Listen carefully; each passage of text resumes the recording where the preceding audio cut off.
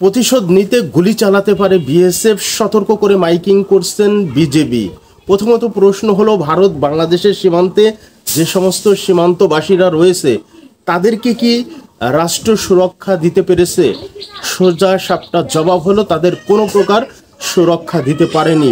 এ পর্যন্ত ভারতের বিএসএফের সাথে রাষ্ট্রীয়ভাবে তাদের রাষ্ট্রের কর্তা ব্যক্তিদের কাছে বিভিন্ন সময় আলোচনা করা হয়েছে।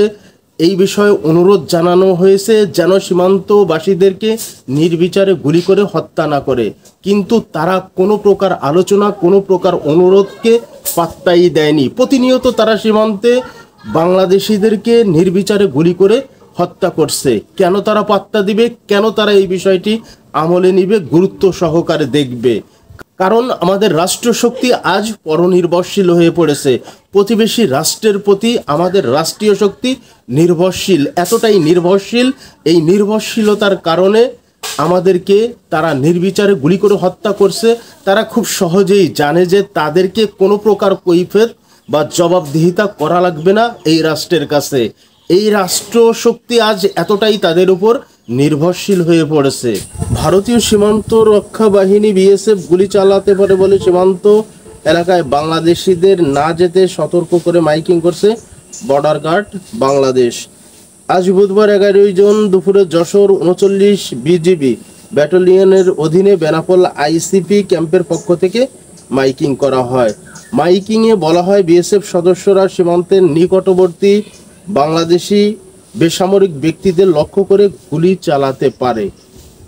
বাংলাদেশি জনসাধারণকে সীমান্ত এলাকায় না যাওয়ার জন্য বিশেষভাবে অনুরোধ করা হচ্ছে। সীমান্তের বিভিন্ন মোড়ে মোড়ে এবং লোক সমাগমের মধ্যে গিয়ে মৌখিকভাবে এবং মাইকিং করে মানুষদের সতর্ক করছেন বিজিবি সদস্যরা। বিজিবি জানায়, গত সোমবার 10 জুন রাত্রে মহেশপুর সীমান্তের ভারতের অভ্যন্তরে বিএসএফ সদস্যকে কুপিয়ে জখম করা হয়েছে। বিএসএফের দাবি, হামলাকারী দুষ্কৃতিকারীরা বাংলাদেশি প্রতিশোধ নিতে বিএসএফ গুলি চালাতে পারে।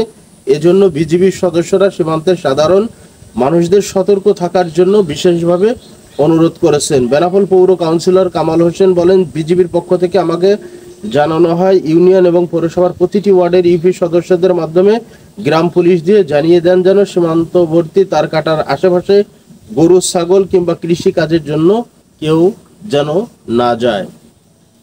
যেখানে অস্ত্রধারীর থাকে সেখানে নিরস্ত্ররা গিয়ে তাদেরকে কুপিয়ে জখম করে আসবে, এতটা দুঃসাহস কোনো নিরস্ত্রধারী করতে পারে না।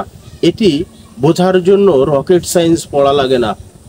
ঠুনকো অভিযোগ এনে, ঠুনকো অজুহাত দেখিয়ে প্রতিনিয়তই তো সীমান্তবাসীদেরকে নির্বিচারে গুলি চালিয়ে হত্যা করছে। রাত্রের বেলা কোন এক বিজিবি সদস্যকে দুর্বৃত্তরা কুপিয়ে জখম করেছে, সেটা হতে পারে তাদের দেশের। বাংলাদেশি নিরস্ত্ররা গিয়ে সেখানে গিয়ে একজন সদস্যকে কুপিয়ে আসবেন, এমন নজির তো স্বাধীনতার পর থেকে এখনো পর্যন্ত দেখা যায়নি।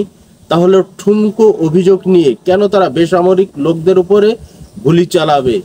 এ বিষয়ে রাষ্ট্র কতটা সচেতন? এ বিষয়ে রাষ্ট্র সীমান্তবাসীদেরকে কি সুরক্ষা দিতে পারবে? তারা কি পারবে কোনো সুরক্ষা দিতে সীমান্তবাসীদেরকে?